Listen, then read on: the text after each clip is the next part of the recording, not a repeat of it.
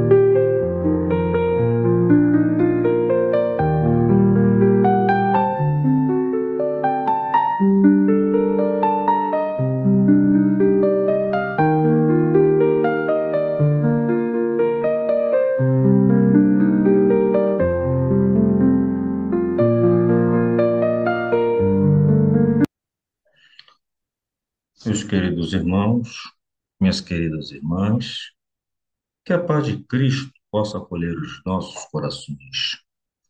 Meu nome é Rocelito e convido a todos vocês para participarem desse estudo em torno da mediunidade com Cristo. Na oportunidade de hoje, estaremos conversando sobre valores individuais e coletivos, tornando ao convívio do assistente, na noite imediata. Dele recebemos o acolhimento gentil da véspera. Estamos falando aqui do assistente Aulus, encarregado de orientar os irmãos André Luiz e Hilário. Creio haver traçado nosso programa, falou Paternal. Fim da ligeira pausa em que nos registrava a atenção, prosseguiu. Admito que devamos centralizar nossas observações em reduzido núcleo, onde melhor dispomos do fator qualidade. Temos um grupo de 10 companheiros encarnados, com 4 médiuns detetores de faculdades regularmente desenvolvidas e de lastro moral respeitável. Trata-se de pequeno conjunto, a serviço de uma instituição consagrada ao nosso ideal cristianizante.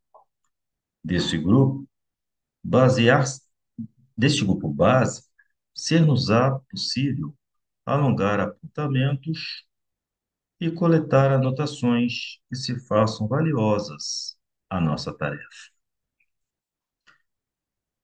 Observemos aqui que o nosso irmão Aulus, ele destaca dois fatores, o fator quantidade e o fator qualidade. Falando do fator quantidade, nós temos, por exemplo, nesse livro que nós estamos estudando, Nos Domínios da Mediunidade, Chico Xavier, que o nosso irmão André Luiz, o irmão Alves, cita a quantidade, cita um grupo que possuía a quantidade de 10 irmãos tarefeiros. Ele não fala aqui, ele não estabelece aqui que tem que ser 10, mas ele cita um grupo bem respeitado espiritualmente que tinha 10 irmãos.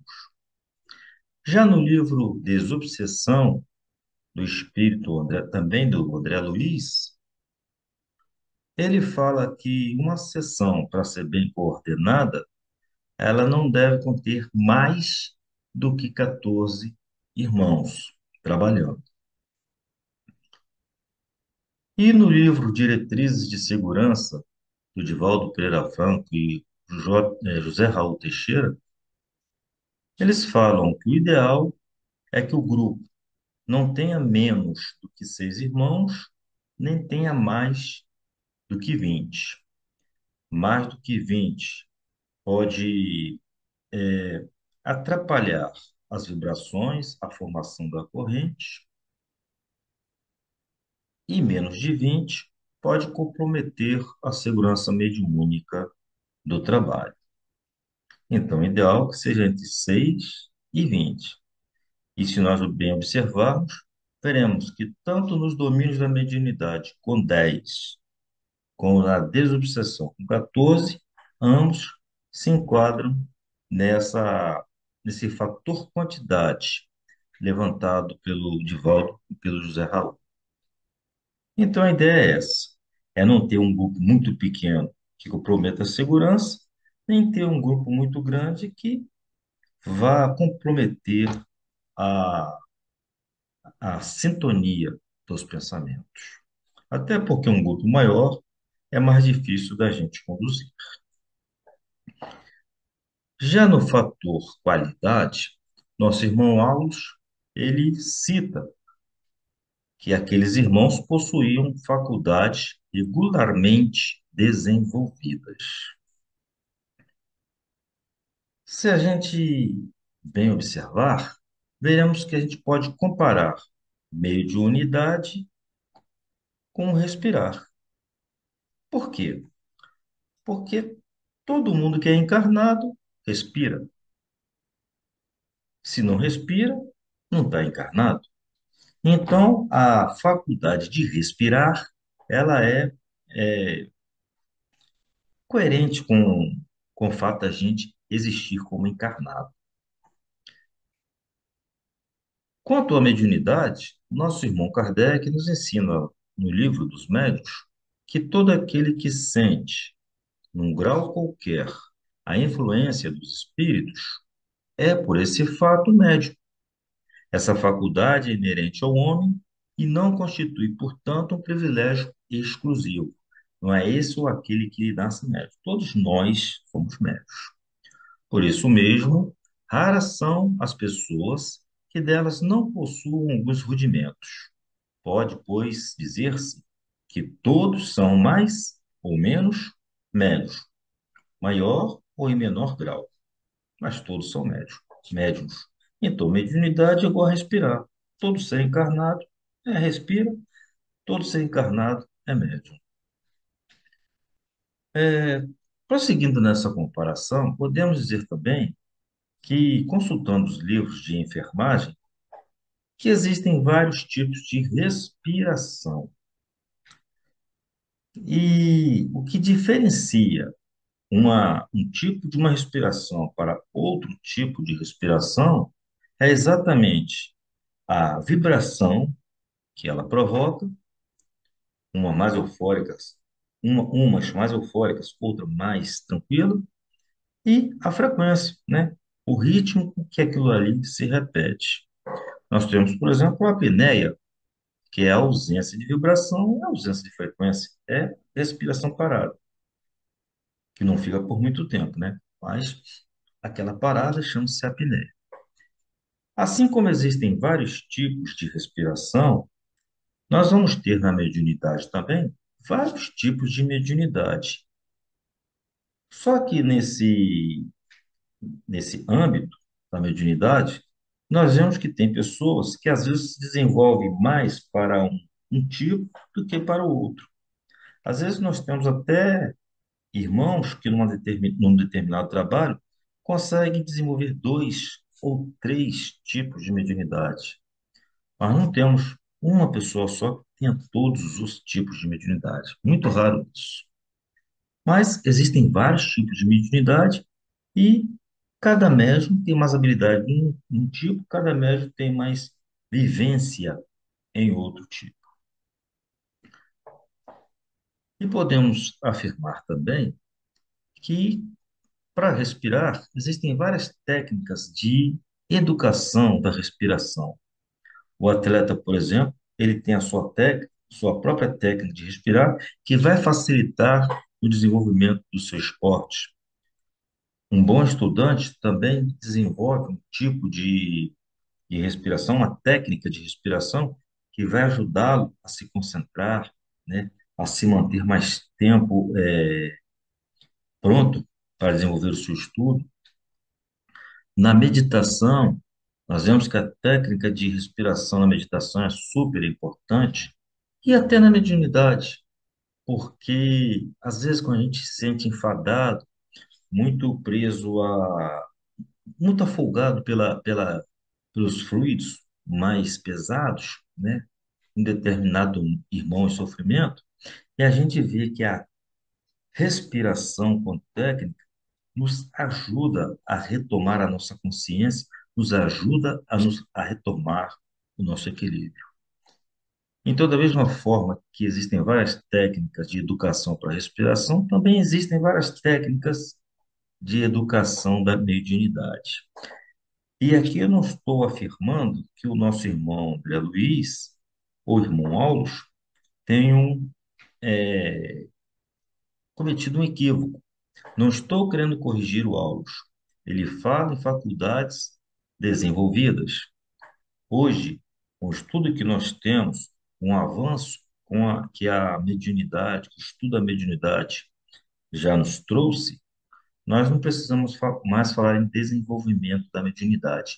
Nós falamos em educação da mediunidade, em disciplinar a mediunidade.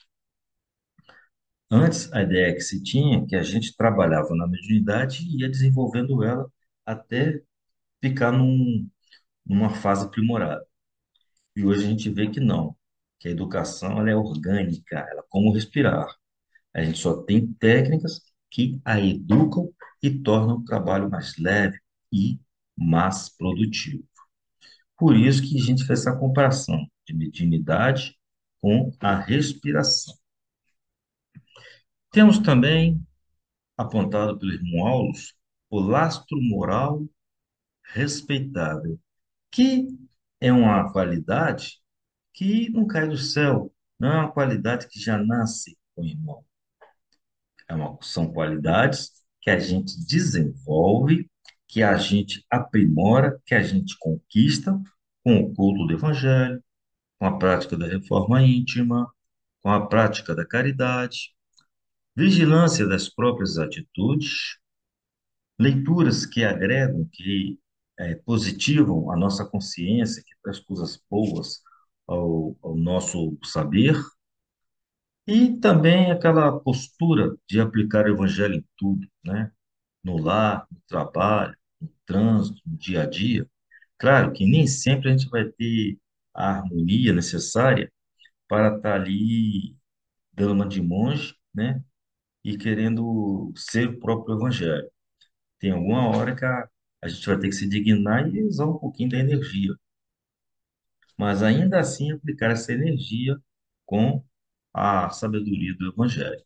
Então, são essas conquistas que vai trazer para a gente o lastro, que vai construir na nossa consciência o lastro moral respeitável. E ele fala, por fim, na instituição consagrada ao nosso ideal cristianizante, ou seja, referindo-se ao grupo, referindo-se à casa espírita. Para falar de uma casa espírita consagrada ao ideal cristianizante, nós recorremos ao Portal do Espírito na página que trata das funções básicas da casa espírita. E, de uma forma bem simples, eles nos explicam que uma instituição consagrada ao ideal cristianizante, ela precisa, sobretudo, saber aprender. Ela precisa, sobretudo, dedicar-se à tarefa de aprender. Até porque não se ensina o que não se sabe. Para que a gente tenha condições de ensinar, principalmente em evangelizar, a gente precisa primeiro a aprender, a gente precisa primeiro a se evangelizar. O outro sentido da tarefa de aprender é porque nós estamos na Terra para evoluir. Não estamos na Terra para sofrer, embora o sofrimento faça parte da nossa evolução. Mas nós estamos na Terra para evoluir. E não existe um ambiente mais adequado para que a gente possa aprender, principalmente aprender o mundo espiritual, do que uma casa espírita. Então, uma instituição que se consagra a Cristo, ela se dedica a aprender, porque estamos na Terra para evoluir e também para aprender, principalmente os fundamentos da doutrina. Senão, ela deixa de ser uma casa espírita. Então, uma casa espírita, ela prioriza o estudo dos fundamentos da doutrina. Podemos aprender outras coisas? Claro, podemos, mas não devemos, não podemos nos afastar dos fundamentos da doutrina espírita. Além de aprender, uma casa que se dedica a Cristo, ela também se atribui a tarefa de ensinar. Para isso, ela utiliza das palestras públicas, né? Que é a forma mais comum, mais fácil de se trazer para as pessoas os fundamentos, os postulados da doutrina espírita, tendo o cuidado de não querer, dentro de uma palestra pública, fazer com que os irmãos se transformem, se tornem espíritas do dia para a noite. Não.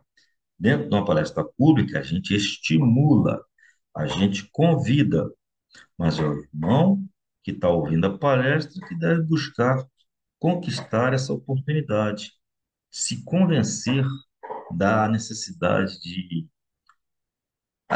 adotar os postulados espíritas. Então, a gente não pode fazer proselitismo, a gente não deve buscar fiéis, discípulos nas palestras. Temos que mostrar o que a doutrina espírita ensina, mas sem a obrigação de fabricar, de produzir pessoas que se tornem espíritas por causa das palestras. Podemos também lançar mão de leituras e vídeos. Hoje nós temos um elenco, um plantel de filmes muito bem feitos, que abordam a temática espírita com tranquilidade e que às vezes toca no sentido nosso, da nossa filosofia de ser, de buscar o que a gente veio fazer aqui na Terra. E esses filmes dão uma abordagem bem, bem tranquila dentro do coração da gente. O ensinar também, a tarefa de ensinar deve levar a buscar a preocupação com o futuro de uma casa espírita. Daí a preocupação com a mocidade, com a infância e juventude. E para aqueles que se desejam trabalhar, principalmente trabalhar dentro da mediunidade, principalmente dentro da mediunidade com Cristo, o ideal são os grupos de estudo, porque nos grupos de estudos nós vamos ter a possibilidade de tirar as dúvidas, possibilidade de conversar com aquelas pessoas que se dedicam ao mesmo ideal que nós, então, e vamos ter acesso aos estudos que a espiritualidade nos traz.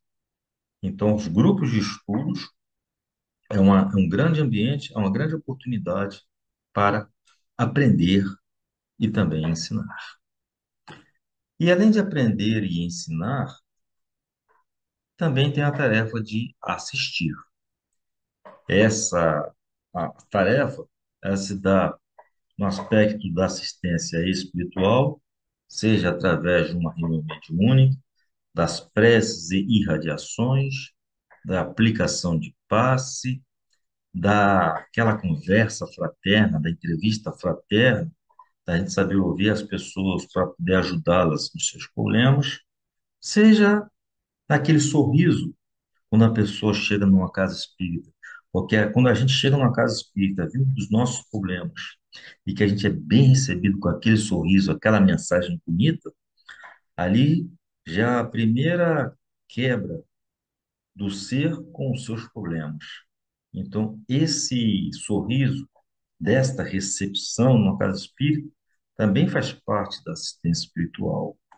E, por outro lado, a assistência material, seja na campanha do quilo, na campanha dos agasalhos, num serviço de asilo, de, de creche, de assistência às mães, de apoio às mães. Só que a gente deve se lembrar, a gente deve prestar atenção de que nós estamos numa casa espírita. E a casa espírita, tendo o trabalho de assistência material, ela não pode priorizar apenas a assistência material e esquecer dos demais, dos demais trabalhos, das demais tarefas de uma casa espírita. Então, a assistência material é apenas mais uma atividade, mas não deve ser a única e muito menos a prioritária. Ela deve ser complementar as demais atividades, até mesmo pela possibilidade da prática da caridade que ela oportuniza. Então, para uma instituição consagrada, se tornar consagrada ao ideal cristianizante, é preciso que ela saiba que ela tem a tarefa de aprender, de ensinar, de assistir, e que envolva tudo isso para o Cristo. Não adianta a gente aprender para ser o mais esperto. O que a gente vai aprender? A gente tem que aprender para nos tornarmos instrumentos melhores para a espiritualidade, nos tornarmos pessoas melhores para o Cristo. Então, aprender, ensinar, assistir dentro do Evangelho do Cristo, um Evangelho que abraça, que acolhe, que ampara. Relembrando que o Aulos nos fala, faculdades regularmente desenvolvidas, lastro moral respeitável, que todos nós já vimos que não caem do céu, né? A gente não pega na prateleira. São situações que a gente conquista, que a gente educa, que a gente desenvolve, e se todas as pessoas de um centro espírita conseguem atingir esses objetivos das faculdades regularmente educadas, conseguem conquistar esse lastro moral respeitável, é claro que a instituição como um todo, ela vai absorver esses valores individuais. E, à medida que todos da casa tornam a instituição consagrada ao ideal cristianizante, esses valores se tornam, então, coletivos. Bem, mas o que isso tudo tem a ver com a mediunidade? Do livro dos médiuns, nós temos a seguinte pergunta: o desenvolvimento da mediunidade guarda relação com o desenvolvimento moral dos médiuns? Não. A faculdade, propriamente dita, se radica no organismo, igual o respirar, e depende do moral. O mesmo, porém, não se dá com seu uso, que pode ser bom ou mau, conforme as qualidades do médium. Então, são essas qualidades, valores individuais e coletivos, que vai dar o aprimoramento ao trabalho. Na mediunidade não é só trabalhar. Nós devemos trabalhar e trabalhar com Cristo. E são essas qualidades que vão nos dar a condição necessária para trabalharmos com Cristo. Lembremos, o discípulo sincero, em todas as circunstâncias, compreende a probabilidade de falência na colaboração humana e, por isso, coloca o ensino de Jesus acima de tudo. Meus queridos irmãos, minhas queridas irmãs, chegamos ao final deste encontro. Se vocês gostaram deste trabalho, agradeça ao Cristo. Agradeçam a espiritualidade. E, se houver possibilidade, considere nos incluir nas suas orações. Lembrando que a interação de vocês para conosco é muito importante. Por isso, em caso de alguma dúvida, nos procure pelos canais de contato. E na necessidade de alguma correção, nos indique o que precisamos corrigir para tornar esse trabalho cada vez melhor para você e para o Cristo. Fiquem todos com Deus e até o próximo encontro. Faz brilhar a sua luz ao encontro de nosso Pai.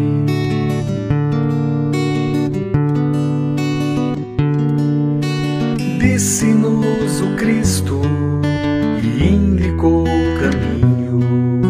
Amai o teu próximo como a ti mesmo. As vozes vêm falar, cantar as alegrias de quem sabe amar e faz brilhar a sua luz ao encontro de nosso Pai,